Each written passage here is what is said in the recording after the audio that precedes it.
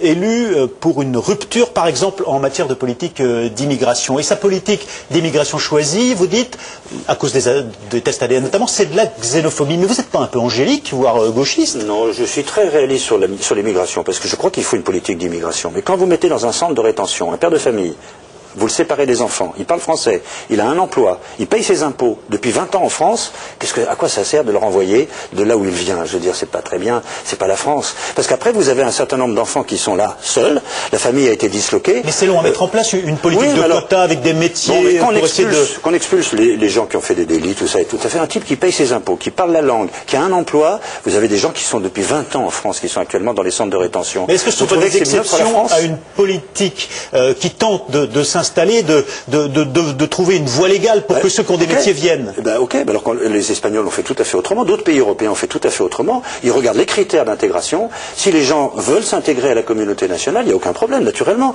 Mais là, c'est pas ça. On vous dit 25 000 cette année. On convoque les préfets. Vous n'avez pas fait le chiffre d'affaires. Donc l'année prochaine, c'est 26 000. Culture du résultat. Pas dans ce domaine. La réification, la chosification d'un individu, d'un humain, c'est pas notre tradition.